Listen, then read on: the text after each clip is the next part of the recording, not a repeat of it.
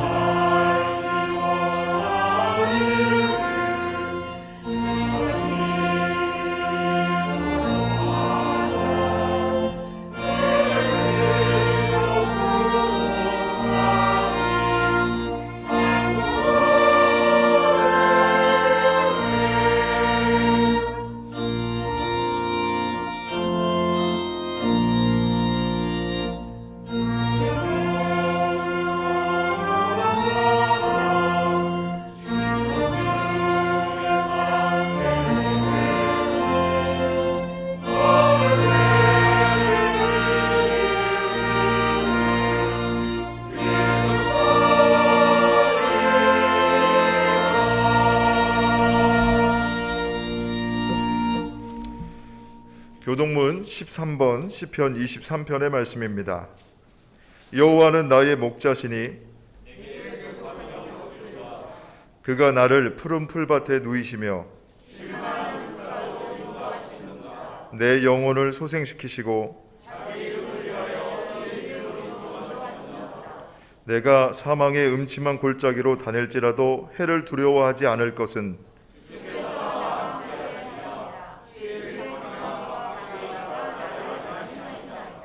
주께서 내 원수의 목전에서 내게 상을 차려주시고 내 평생의 선하심과 인자하심이 반드시 나를 따르리니.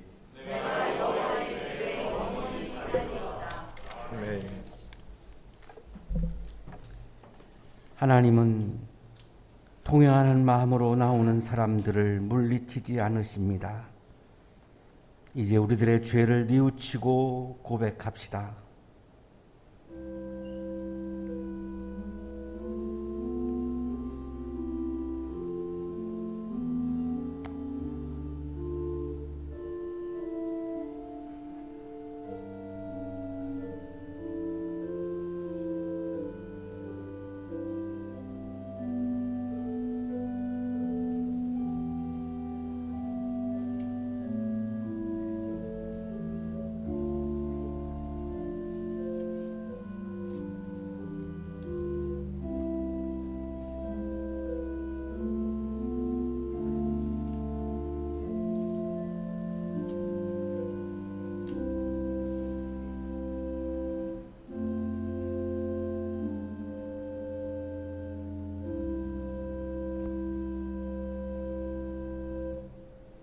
우리가 우리의 죄를 자백하면 하나님은 믿어오시고 의로우셔서 우리의 죄를 용서해 주시고 모든 불의에서 우리를 깨끗하게 해 주실 것입니다. 아멘.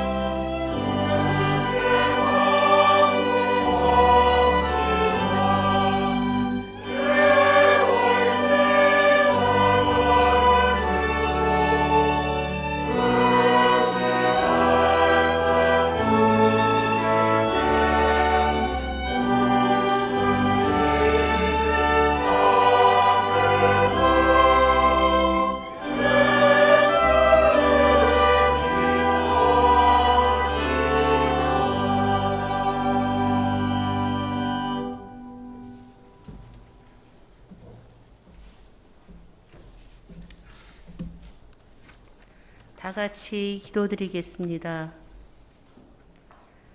사랑의 주님, 주일에 모두 모여 주님 앞에 머리 조아리며 기도드립니다.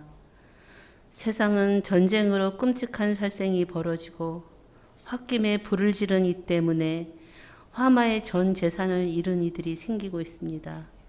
사람들의 탐욕으로 자연의 생명들이 보금자리를 잃고 이것이 부메랑이 되어 코로나라는 바이러스로 우리에게 재앙으로 덮쳐온 지 3년 차에 접어들었습니다.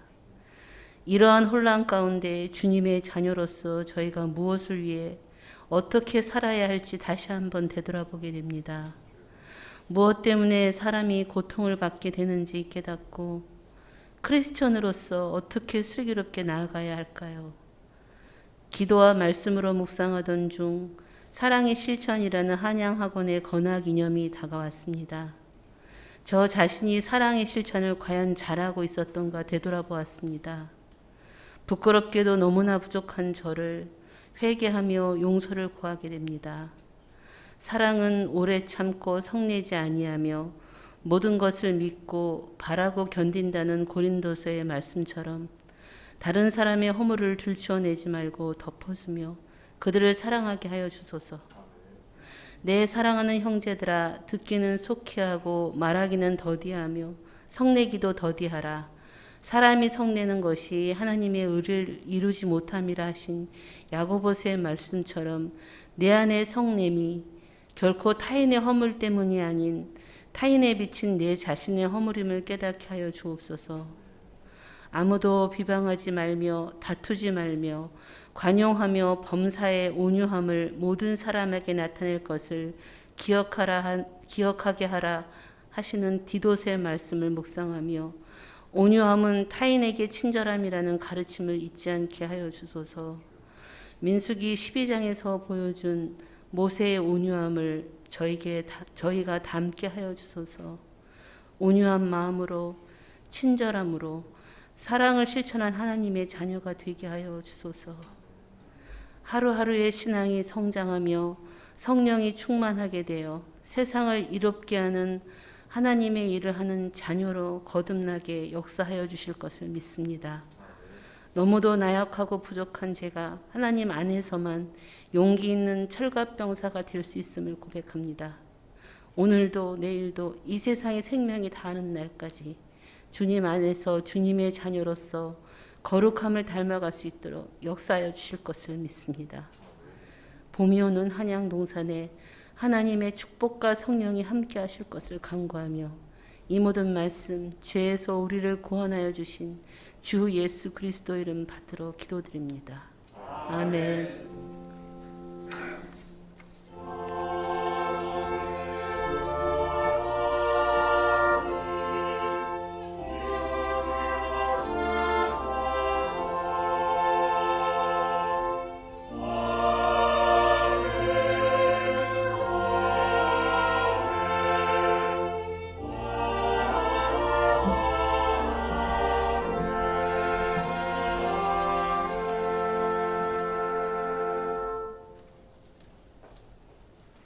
네, 오늘 아침의 성경 말씀은 로마서 4장 13절에서 25절입니다. 아브라함이나 그 자손에게 주신 하나님의 약속, 곧 그들이 세상을 물려받을 상속자가 되리라는 것은 율법으로 말미암은 것이 아니라 믿음의 의로 말미암은 것입니다.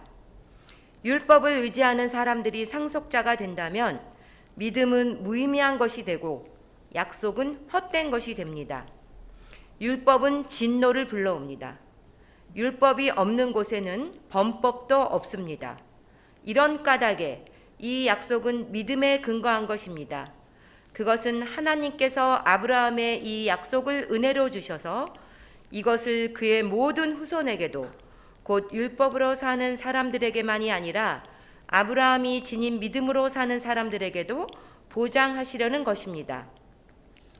아브라함은 우리 모두의 조상입니다. 이것은 성경에 기록된 대로 내가 너를 많은 민족의 조상으로 세웠다 함과 같습니다. 이 약속은 그가 믿은 하나님, 다시 말하면 죽은 사람들을 살리시며 없는 것들을 불러내어 있는 것이 되게 하시는 하나님께서 보장하신 것입니다.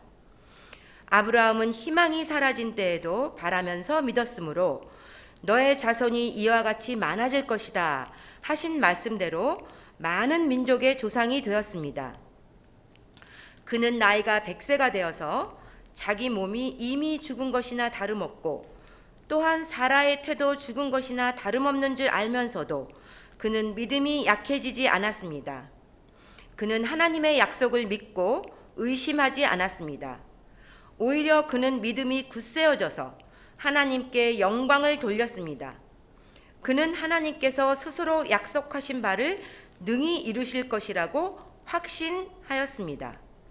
그래서 하나님께서는 이것을 보시고 그를 의롭다고 여겨주셨습니다. 그가 의롭다는 인정을 받았다 하는 말은 아브라함만을 위하여 기록된 것이 아니라 하나님께서 의롭다고 여겨주실 우리, 곧 우리 주 예수를 죽은 사람들 가운데서 살리신 분을 믿는 우리까지도 위한 것입니다. 예수는 우리의 범죄 때문에 죽임을 당하셨고 우리를 의롭게 하시려고 살아나셨습니다.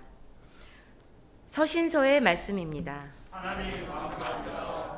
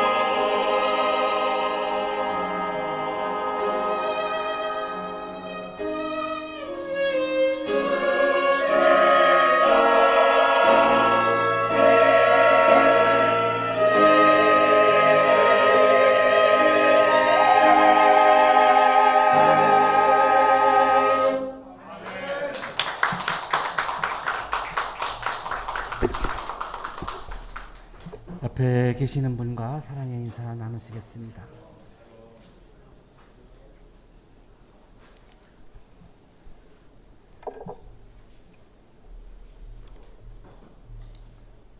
키르케고르는 1843년에 두려움과 떨림, 공포와 전율이라고 그렇게 번역을 하기도 합니다. 두려움과 떨림, 공포와 전율이라고 하는 책을 발표했습니다. 이 책의 주제는 믿음입니다.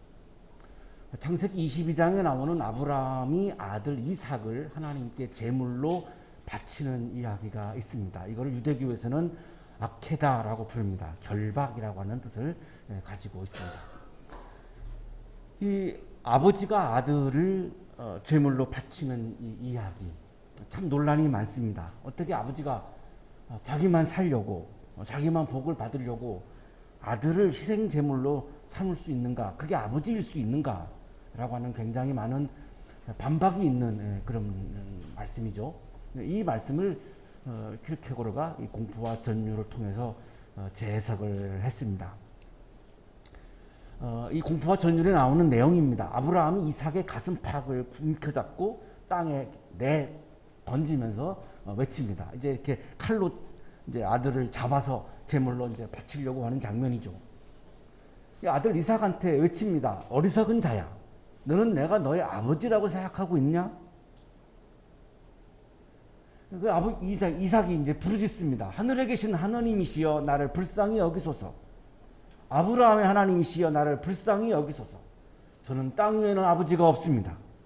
그러므로 당신께서 저의 아버지가 되어 주십시오. 그러나 아브라함은 조용히 혼자서 중얼거렸다. 하늘에 계신 주여, 저는 당신에게 감사드립니다. 이삭이 당신에 대한 신앙을 잃느니보다는 오히려 그가 나를 인간이 아니라고 믿는 편이 좋습니다. 이거를 독자 중에 많은 분들이 정말 아브라함의 이 장면을 보면서 경탄할 수밖에 없다, 이해할 수는 없고 경탄할 수밖에 없다라고 하는 반응이 굉장히 많은 부분인데, 이 장면을 보면 아브라함과 이삭의 사건인데, 이삭도 아버지가 자기를 죽이려고 하는 순간 하나님을 보고 있습니다. 아브라함도 아들 이삭을 죽이려고 하면서 하나님을 보고 있다라고 하는 점에 우리가 주목해야 합니다. 아들 이삭이 칼을 들고 있는 아버지가 아니라 하나님을 바라보면서 두려워하고 있습니다. 당신이 나의 아버지가 되어 주십시오. 이 두려움은 무서워서 오는 두려움이 아니라 하나님과 내가 드디어 이제 아버지와 아들로서의 관계가 맺어진다라고 하는 사실 앞에서 너무나 영광스러운 두려움입니다. 우리가 굉장히 위대한 분을 만나게 되면 영광스러워서 오는 두려움을 아마 경험하신 적이 있을 겁니다. 그 바로 두려움입니다. 이거를 공포라고 번역을 해서 좀 우리가 다른 느낌을 받을 수 있는데, 영광스러움에서 오는 두려움을 지금 이삭은 경험하고 있습니다. 아브라함은 이삭 때문에가 아니라 이삭을 만나는 하나님을 바라보면서 드디어 내 아들 이삭이 하나님을 아버지로 모시게 되었고 하나님과 관계를 맺게 되었고, 야, 드디어 내 아들이 드디어 믿음이라고 하는 것을, 신앙이라고 하는 것을 이제 드디어 갖게 되었구나. 이걸 보면서 이삭에게 집중하는 것이 아니라 하나님에게 집중하면서 하나님이 너무나 좋아서 떨리는 겁니다. 애인을 만날 때 가슴이 떨린다고 얘기하죠. 가슴이 설레인다고 얘기하죠. 내가 너무나 좋아하는 사람을 만나면 막 설레이고 떨리는 바로 그 느낌입니다. 아브라함은 하나님을 보면서 좋아서 떨리고 있고, 이삭은 하나님과 관계를 맺는 게 너무나 영광스러워서 정말 황홀한 두려움에 사로잡히고 있는 거죠. 이게 바로 키르케고르가 얘기하는 두려움과 떨림이고, 이것이 믿음이라고 키르케고르는 보고 있는 겁니다. 믿음은 하나님과 영광스러운 관계를 맺어서 내가 가슴이 막 떨리는 것, 하나님과의 영광스러운 관계를 맺는 게 너무나 영광스러워서 내가 황홀한 두려움에 사로잡히는 것, 이게 믿음이라고 지금 얘기하고 있는 겁니다. 아브라함은 아들을 위한 윤리적 실존이 있습니다. 아버지는 아들을 지켜야죠. 아들을 보호해야죠. 심지어는 위급한 상황이 오면 많은 아버지들이 내가 아들을 대신해서 죽을 수도 있을 것입니다. 그게 아버지 마음이죠. 그것이 아버지의 윤리적인 실존이죠. 자, 그런데 하나님을 위한 종교적인 실존이 있습니다. 하나님이 바치라는 겁니다. 아들을 바치라는 겁니다. 그러면 종교적인 실존에 내가 충실하라면 아들을 바쳐야 되죠. 이 두 가지 사이에서 아브라함은 갈등할 수밖에 없습니다.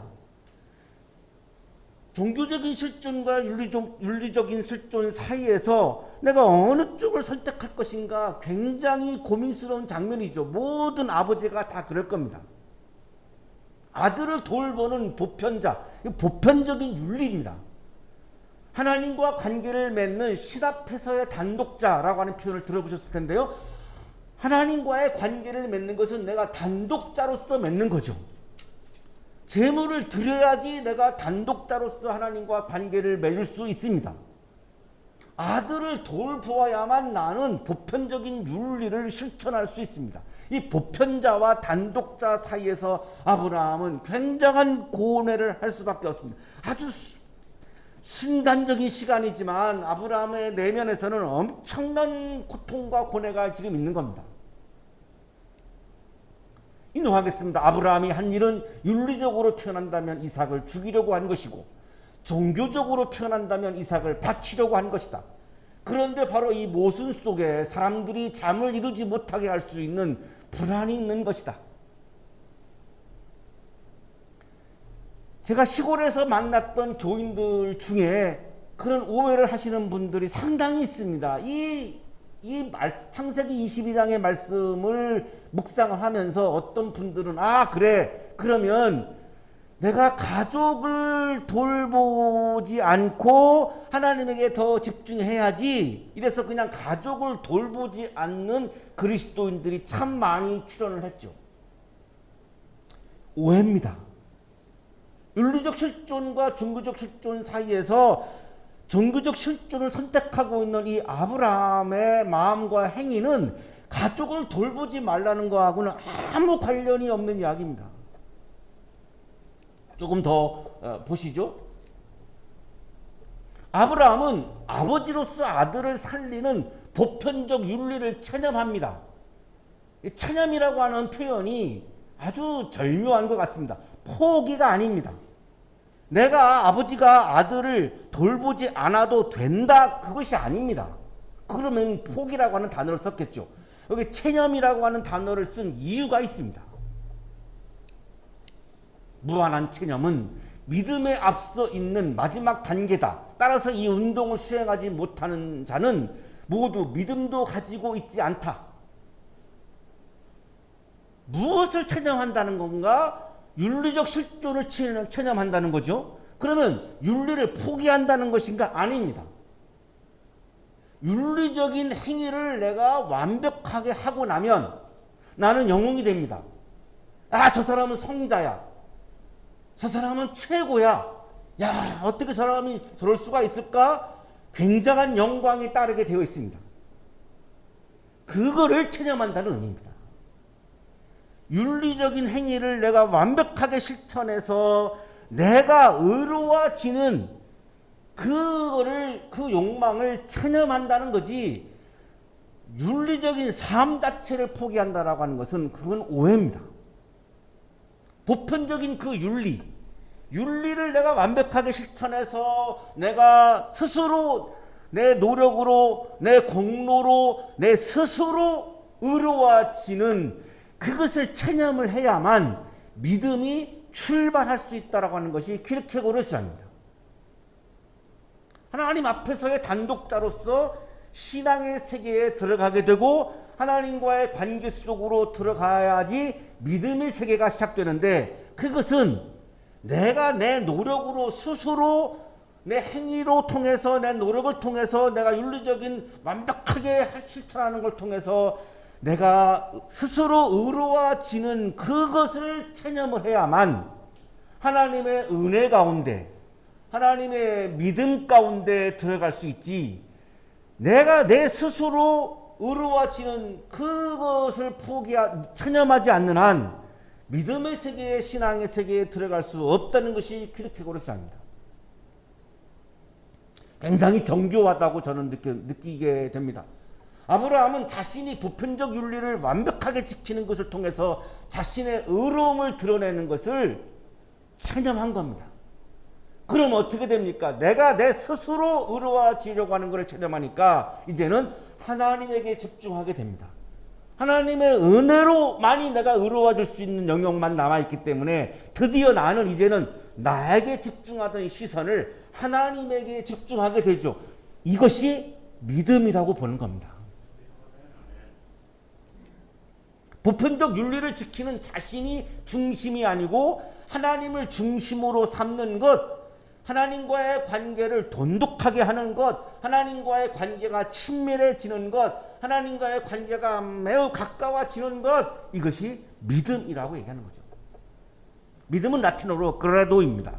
꼬르와 도의 합성어인데, 꼬르는 중심이라는 뜻이고 도는 주다, 의지하다, 맡기다, 고정시키다, 이런 뜻입니다. 두 단어를 합치면 나의 중심을 하나님께 고정시킨다, 하나님을 의지한다, 이런 뜻이게 됩니다.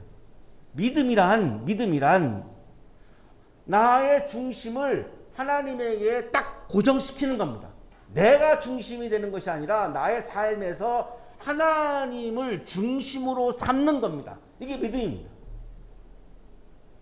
어렵죠?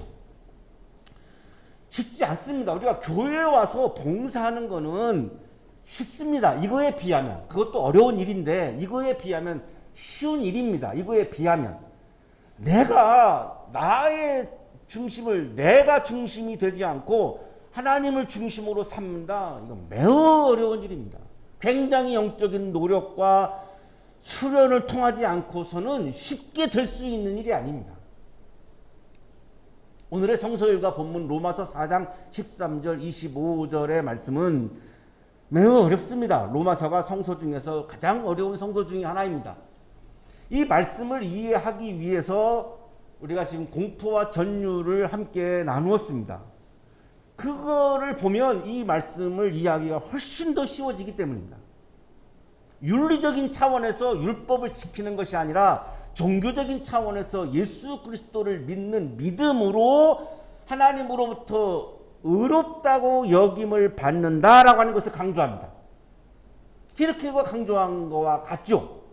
우리가 하나님으로부터 의롭다함을 인정받아서 우리가 구원에 이르고 구원의 기쁨에 이르는 것은 윤리적인 차원에서 내가 율법을 완벽하게 지켜서 이루어지는 사건이 아니고 하나님의 은혜로, 하나님의 봐주심으로, 하나님의 너그러운 마음으로, 하나님의 자비하심으로, 하나님이 나를 향한 사랑의 깊은 사랑을 통해서 이루어지는 사건이라는 겁니다. 따라서 로마서 4장의 말씀은 성서의 말씀이나 우리가 의로워지는 것은 윤리적 사건이 아니라 신앙의 사건이라고 보고 있는 겁니다.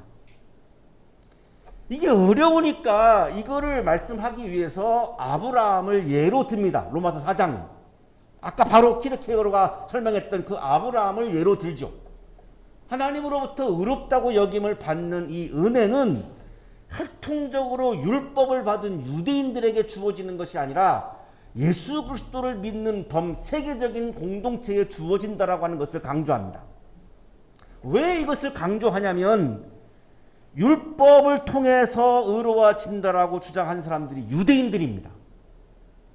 로마서를 기록할 당시에 그 당시 교회 안에는 두 개의 그룹이 있습니다. 하나는 유대인들이고 하나는 그리스에서 이제 예수를 받아들이고 그리스도인이 된 이방인들입니다. 이 갈등이 아주 심했습니다. 이 갈등이 심해지니까 유대인들은 우리의 우월한 부분을 얘기를 해야 이거를 자학을 할 수 있죠. 그러면 이들이 우월한 부분이 뭐냐면 율법을 직접 받은 겁니다. 시내산에서 하나님의 율법을 직접 받았죠. 이방인들은 직접 받지 못했습니다. 그러니까 율법을 내세우는 거죠. 율법을 내세우면서 이 율법을 지킴으로 우리가 의로워지는 거다라고 하는 걸 주장을 한 거죠. 그러니까 이방인들은 율법을 받지 못한 사람들입니다.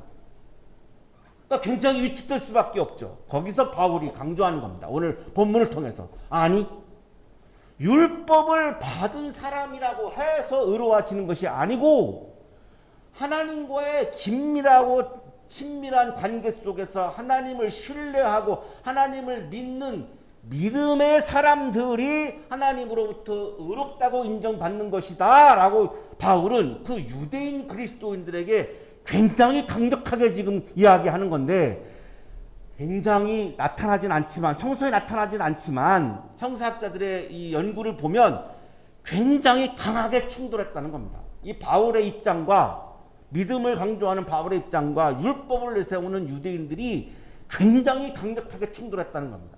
그러나 바울은 여기서 물러서지 않았다라고 하는 겁니다. 왜냐하면 구약 성서에도 아브라함이 믿음으로 의롭다함을 받았지 율법으로 의롭다함을 받았다라고 하는 건 어디에도 나오지 않기 때문에 바울은 이거를 양보할 수 없었다는 겁니다.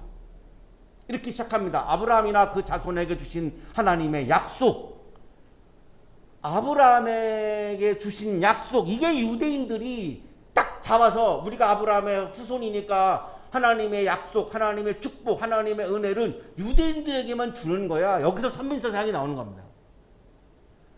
약속, 곧 그들이 세상을 물려받을 상속자가 되리라는 것은 율법으로 말미암은 것이 아니라 믿음의 의로 말미암은 것입니다. 하나님께서 아브라함에게 약속을 하셨습니다. 그 약속이 여러 가지 있는데 대표적인 거 몇 개를 고르면 내가 너로 큰 민족이 되게 하겠다. 너에게 복을 주겠다. 내 이름을 떨치게 하겠다. 너는 복의 근원이 될 것이다. 너의 자손에게 땅을 주겠다. 인구가 별처럼 많아지고 그리고 좋은 땅을 받게 될 것이다. 인구와 땅이 오늘날에도 국력을 측정하는 척도입니다. 땅이 넓고 인구가 많으면 강대국이 되는 거죠. 우리나라는 땅도 좁고 인구도 많지 않은데 세계적인 나라가 되고 있는 것은 참 신비로운 일입니다. 정말 이건 신기한 일이라고 얘기할 수밖에 없습니다. 국력을 딱 결정하는 것은 땅이 넓어야 자원이 많으니까요.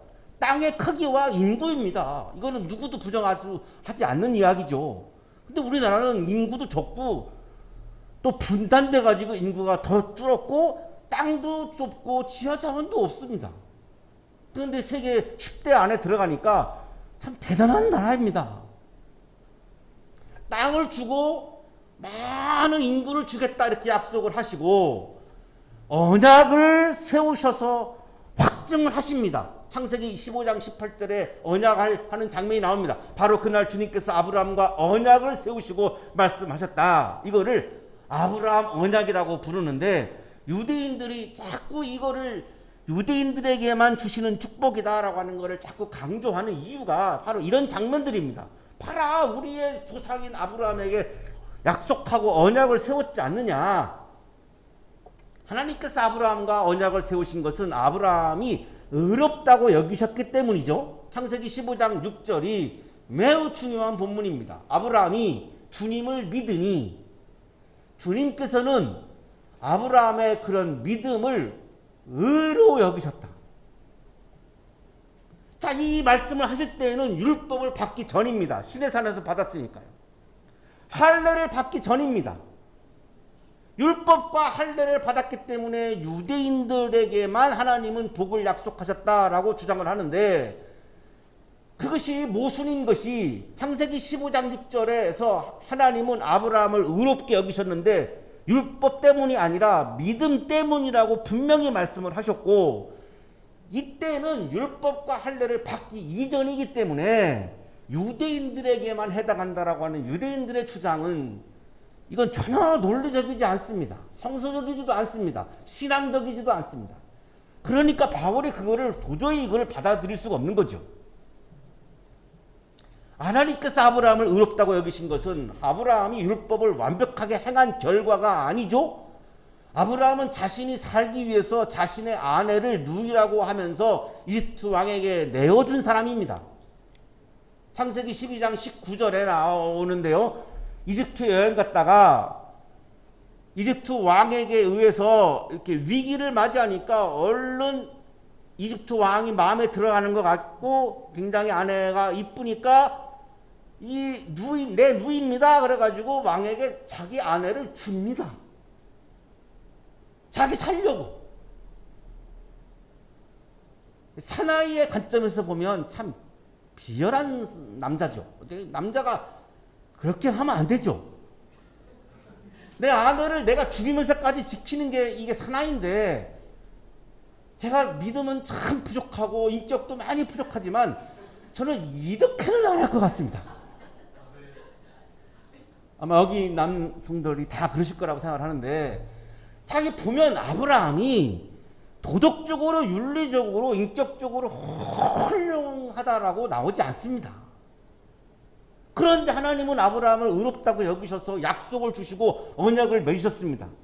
그렇기 때문에 사람들이 의아하죠. 저런 사람하고요. 그러니까 하나님이 강조하시는 거죠. 왠 줄 알아? 나를 신뢰하기 때문이야. 이 사람이 나를 믿기 때문이야. 나는 나를 신뢰하고 나를 믿는 사람을 나는 의롭다고 여겨. 이게 하나님의 말씀이죠. 오늘날에도 마찬가지죠. 내가 형편없어도 하나님을 내가 정말로 신뢰하고 겸손하게 내가 나의 의를 내 스스로 드러내려고 하는 것을 체념하고 하나님과의 관계를 영광스럽게 생각하면서 하나님을 내가 떨면서 좋아한다면 하나님은 오늘날에도 나를 의롭다고 여기시는 거죠. 신학주석가 김청락 교수는 아까 말씀드렸던 이 유대인들과 이방인들 사이의 알력이 굉장히 심했다라고 학문적으로도 입증을 해주고 있습니다. 유대인 그리스도인들이 아브라함 언약이 율법 언약으로 계승되기 때문에 하나님께서 아브라함에게 약속하신 축복은 땅과 인구에 대한 축복은, 민족에 대한 축복은, 복에 대한 축복은 율법을 받은 유대인들에게만 해당된다고 주장하는 근거가 출애굽기에 나오는 율법 언약입니다. 아까 우리가 봤던 것은 아브라함 언약이고 출애굽기에 율법 언약이 나오는데, 여기 보면 나는 또한 그들이 한동안 나그네로 몸부쳐 살던 가나안 땅을 그들에게 주기로 그들과 언약을 세웠는데, 언약을 우리가 지난주에 또 마침 언약을 봤죠. 브리트라고 하는 거, 일방적인 언약이죠. 언약을 세웠는데 이제 나는 이집트 사람이 종으로 부리는 이스라엘 자손의 싫은 소리를 듣고 내가 세운 언약을 생각한다. 내가 아브라함과 이삭과 야곱에게 주기로 손을 들어 맹세한 그 땅으로 너희를 데리고 가서 그 땅을 너희에게 주어 너희 소유가 되게 하겠다. 나는 주다. 아브라함에게 땅을 언약을 하셨는데, 자, 이 출애굽기를 보면 유대인들에게 가나안 땅을 주시는 장면이잖아요. 그러니까 유대인들은 봐라, 아브라함의 언약은 유대인들에게 해당되는 거 맞잖아 라고 주장하는 근거가 여기 출애굽기입니다. 신학주석가인 이한수 교수님이 오늘 말씀을 묵상하는데 참 많은 도움을 줬습니다. 이러한 유대주의자들을 이한수 교수님은 인본주의자들이라고 비판합니다. 유대주의자들은 구약의 언약적 정신에서 이탈하여 율법의 행위에 종삼으로써 그것을 통해 자신의 의를 확보하려는 그릇된 인본주의적 시도를 했다는 것이다. 율법을 내세워서 그 율법을 내가 행하는 걸 통해서 내가 내 의로움을 스스로 확보하려고 하는 것, 그거는 인본주의지. 그것이 어떻게 신앙이냐? 그건 신앙이 아니다. 이렇게 우리가 벌써 이야기를 해 주었는데 그건 신앙이 아니다라고 하는 거죠. 세상을 물려받을 상속자가 유대인이다라고 유대인들은 주장을 하는 건데, 바울은 세상을 물려받을 상속자가 율법으로 말미암은 것이 아니고 믿음으로 이루어지는 것이기 때문에 그건 유대인을 말하는 게 아니고 믿음을 소유한 사람 모두를 말하는 것이다 라고 부딪히고 있는 겁니다. 유대교 시각에서는 유대인들이 누리는 물질적인 번영이 이 세상을 물려받는 상속자죠. 하지만 바울의 입장은 인종과 지역을 초월해서 아브라함의 영적 자손들이 믿음을 가지고 온 세상에 퍼져나가는 것이 바로 세상을 물려받은 상속자의 의미다라고 설명을 하는 겁니다. 하나님께서 아브라함에게 하신 이 약속이 이루어지는 은혜를 받는 것은 율법을 수여받은 유대인만이 아니라 전 세계에서 누구든지 하나님을 신뢰하는 믿음이 있는 사람이라고 강조하고 있는 거죠.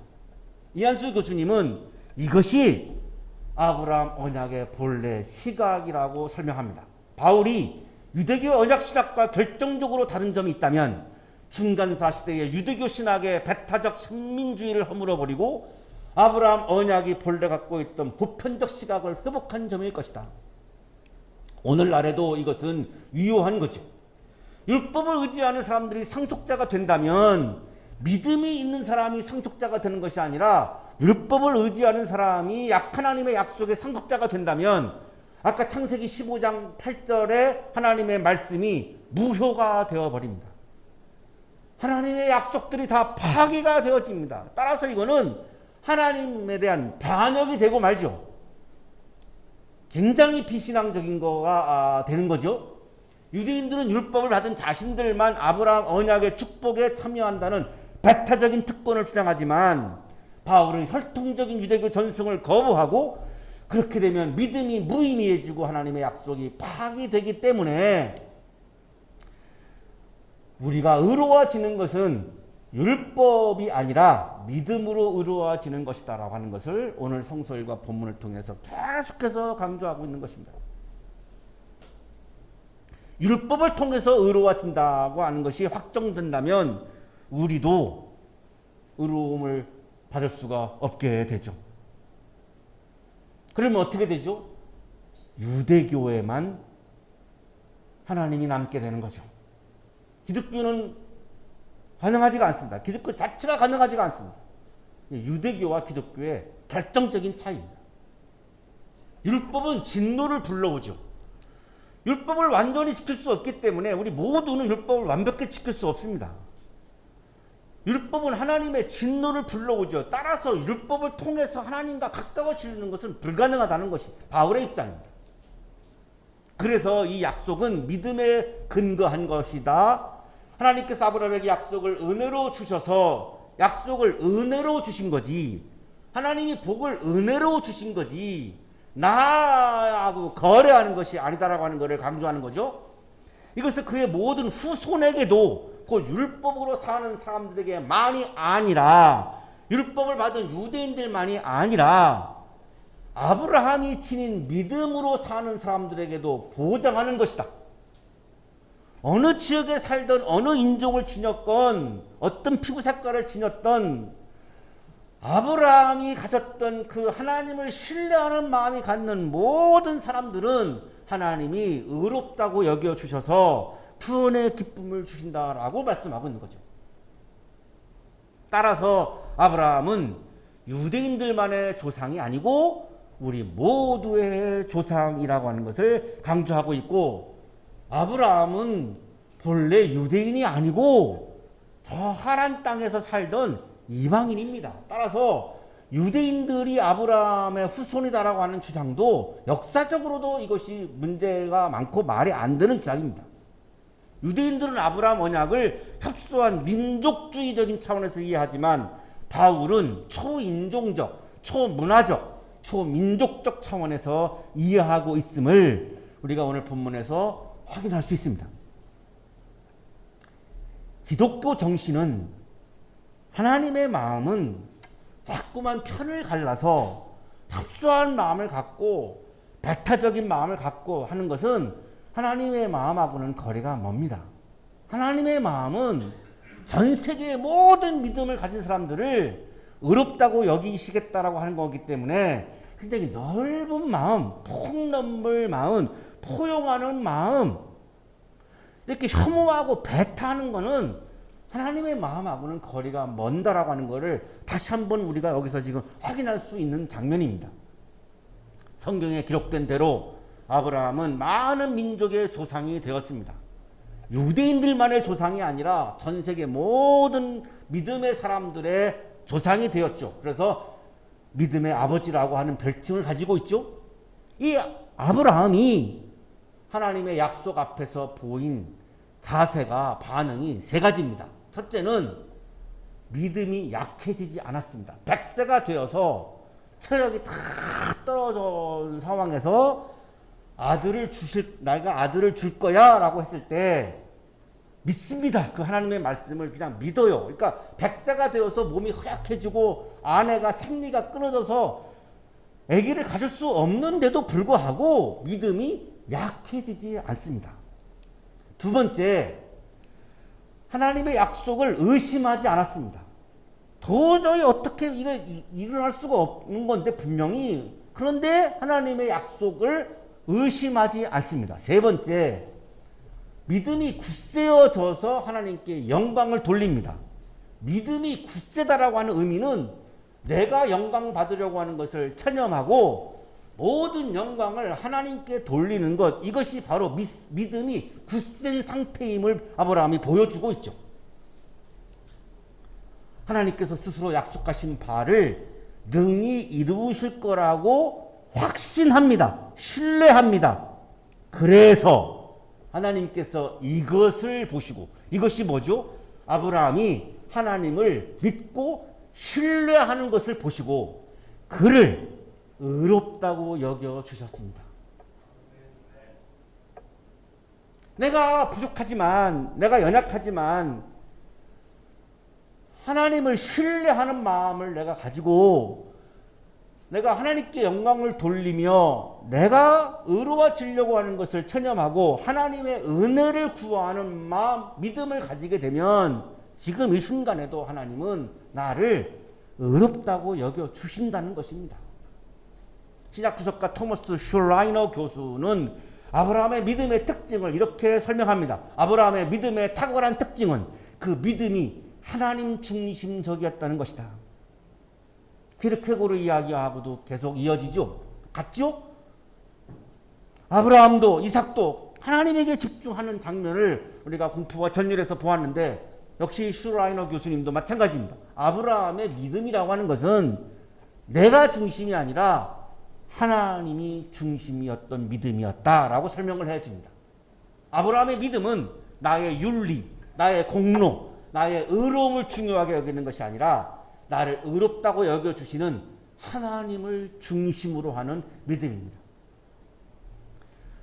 아브라함이 의롭다고 인정받았다라고 하는 것은 아브라함만을 위한 것이 아니라고 바울은 강조하죠. 오늘날 우리도 위한 말씀이다 라고 말씀하면서 아브라함의 믿음을 이제 우리의 믿음의 차원으로 바울이 가져옵니다. 마지막 오늘 성서일과 본문이 이렇습니다. 예수는 우리의 범죄 때문에 죽임을 당하셨고 우리를 의롭게 하시려고 살아나셨습니다.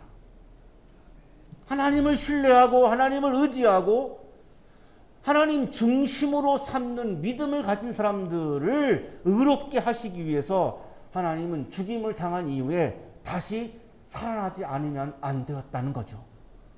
부활하셔야 오늘날에도 전 세계에 하나님을 믿는 믿음의 사람들을 의롭게 여겨주실 수 있기 때문에 예수 그리스도는 부활하셨고 하나님은 그래서 예수님을 부활시켰다라고 지금 설명하고 있는 거죠. 슐라이너 교수님은 예수 그리스도의 부활은 하나님께서 아브라함에게 하신 보편적 복의 약속을 성취하고 있는 것이라고 설명합니다. 그러니까 창세기에서 보았던 아브라함 언약이 부활로 이어지고 있다라고 설명하는 거죠. 그리스도의 죽음과 부활은 아브라함에게 하셨던 보편적 복의 약속을 성취하는 것이다. 왜냐하면 그리스도의 죽음과 부활은 모든 사람들이 새로운 하나님의 백성 속으로 들어가는 수단이기 때문이다. 부활 앞에서 유대인, 이방인 편가르게 할 수 없습니다. 부활의 사건이 유대인들만을 위한 것이다, 이방인들만을 위한 것이다, 어느 사람도 그런 이야기 한 적이 없죠. 그렇게 얘기할 수가 없습니다. 부활 사건 앞에서는.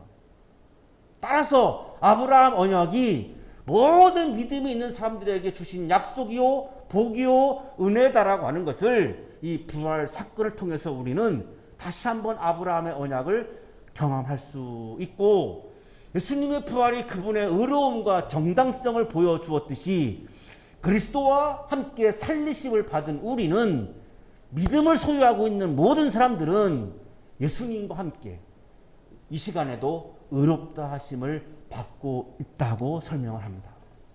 사랑하는 한양 가족 여러분, 아브라함이 하나님께서 약속하신 것을 행하신다고 신뢰했기 때문에 하나님은 아브라함을 의롭게 여기셨습니다. 우리도 예수 그리스도를 다시 살리신 하나님을 믿고 신뢰하고 의지할 때에 이 시간에도 하나님께서는 우리를 의롭다고 여겨주십니다. 감격이죠. 감사죠. 정말 은혜죠. 나 같은 사람을 의롭다고 여겨주신다. 정말 이거는 은혜이고 감격이고 감사죠. 하나님을 믿고 신뢰하고 의지하는 믿음이 깊어지고 하나님과의 관계가 더욱더 돈독해지고 더욱더 친밀해지는 사순절이 되시기를 주님의 이름으로 축복합니다. 거룩하신 주님, 나도 모르는 사이에 내가 중심이 되어서 나의 행위를 통하여 의로워지려고 하는 마음이 있었음을 고백합니다. 다시 한번 오늘 내 마음에 내가 아닌 하나님을 중심으로 삼고 하나님과의 관계가 깊어지고 돈독해지고 그 하나님과의 영광스러운 기쁨으로 두려움과 떨림이 가득하고 믿음이 충만해져서 하나님이 나를 의롭다고 여겨주시는 그 선언 앞에 감격하고 감사하고 기쁨이 가득해지는 사순절의 삶이 되게 하여 주옵소서. 예수 그리스도의 이름으로 기도하옵나이다. 아멘.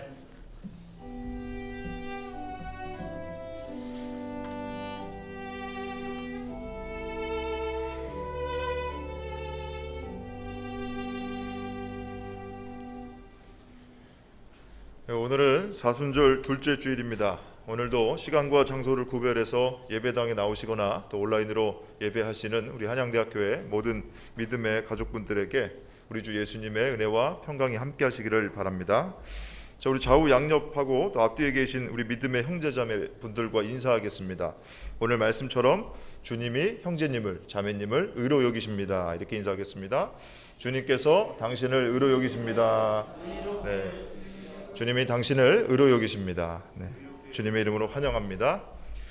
자, 이 시간 교회 소식 알려드리기 전에 반가운 얼굴 또 새로운 얼굴 좀 소개를 교인분들께 드리겠습니다. 우리 칼로스 성가대에서 트럼펫 연주로 봉사하다가 독일 함부르크 대학으로 유학을 떠났던 이현준 우리 형제님, 자리에서 잠깐 일어나실까요? 네. 휴학을 하셔서 11월까지 한국에 계시는데 우리 성가대와 함께 이제 이렇게 섬겨 주시겠다고 말씀하셨습니다. 또 새로운 얼굴 또 소개해드리겠습니다. 이수민 자매님, 우리 한양대학교 의예과에 올해 입학하셨는데 잠깐 자리에서 일어나실까요? 네, 저쪽에 계신데 우리 최성은 의예과 우리 동기인데 소개로 이렇게 교회에 같이 나오셨습니다. 앞으로 우리 한양대에서 자리에 앉아주세요. 캠퍼스 생활 또 우리 한양대학교에서 믿음 생활 잘할 수 있도록 격려해 주시고 또 기도해 주시기를 부탁을 드리겠습니다. 다음 주일은 사순절 셋째 주일입니다. 해당 성서일과 본문은 요한복음 2장 13절에서 22절까지의 본문으로 담임 목사님께서 이 성전을 허물어라 라는 제목으로 말씀 전해 주시겠습니다. 주중에 말씀을 묵상해 주시기 바랍니다. 예배 후 세미나실에서 기획위원 회의가 있습니다. 우리 기획위원분들 기억하시고 참석해 주시기 바랍니다. 우리 교회는 매일 오전 9시 몸이 편찮으신 분들을 위해서 기도하고 있는데 마음을 모아 기도하실 때에 국민분들의 안전 그리고 환자들과 환자의 가족들 또 위험을 지금 이 순간에도 무릅쓰고 있는 의료진분들, 방역의 손길들 그리고 한양대학교 학생들, 우리 한양대학교의 가족들 또 한양학원의 모든 구성원들 또 얼마 전에 이제 대선이 있었는데 우리 위정자들과 또 나라 위해서 열심히 수고하고 있는 모든 분들 위해서 기도해 주시기 바랍니다. 자, 주일 예배는 오전 11시에 우리 다솜 채플 예배당에 모여서 드리고 있습니다. 혹시 불가피하게 예배당에 오시지 못하면 주일 오전 11시 유튜브에 들어오셔서 예배 드리시기 바라고, 예배 드리실 수 있도록 10시 30분에 안내 문자 전송해 드립니다. 예배 후 우리 12시 30분 청년교회 모임을 줌으로 진행하겠습니다. 코로나 확산 방지를 위해서 모든 헌금을 우리 계좌이체로 봉헌하고 있습니다. 예물 봉헌하실 분들 지금 화면에 송출되는 계좌 참고해 주시고 또 주보를 참고해 주시기 바랍니다. 교회 이력과 성서 일과에 대한 3월 예배 안내 주보를 참조해 주시기 바랍니다. 이상 교회 소식 알려드렸습니다.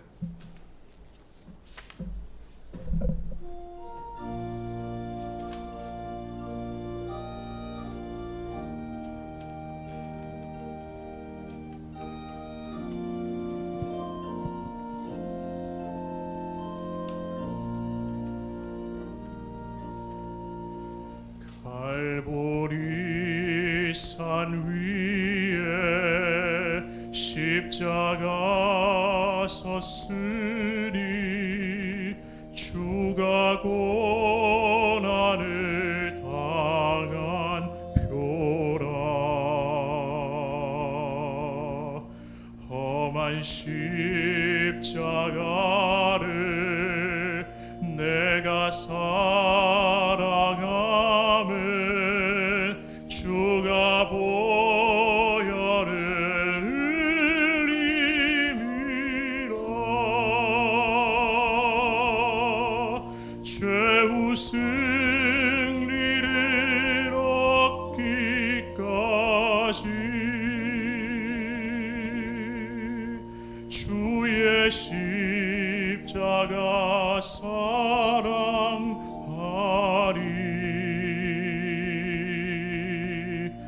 빛나며 멸류관 받기까지 험한 십자가 붙들겠네.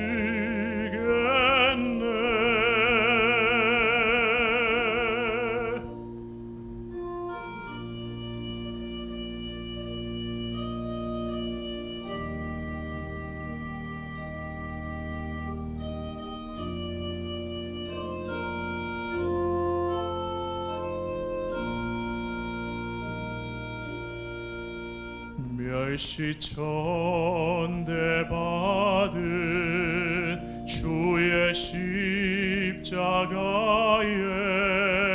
나의 마음이 끌리도다.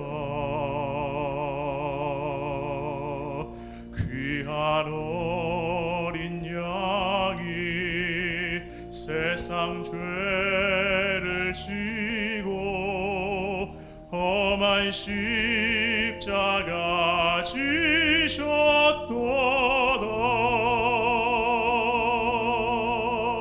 죄우 승리를 얻기까지 주의 십자가 사랑하리.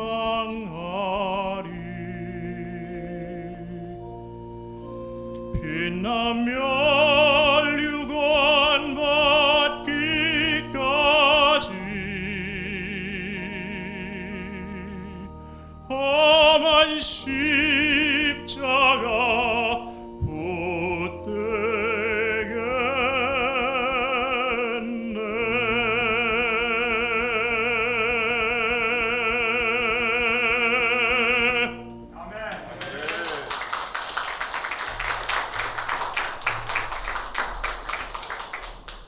거룩하신 하나님, 우리들에게 믿음을 부어주시고 또한 의롭다고 여겨주시니 감사합니다.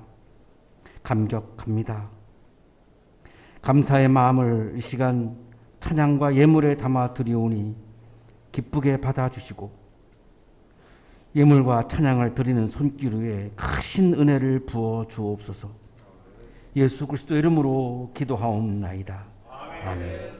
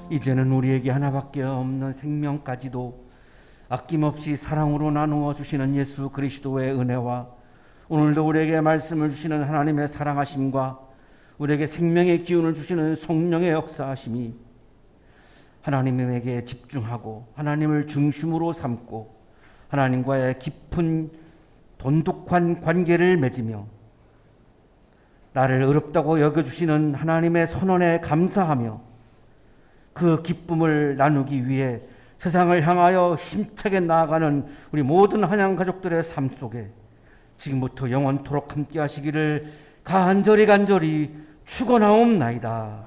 아멘.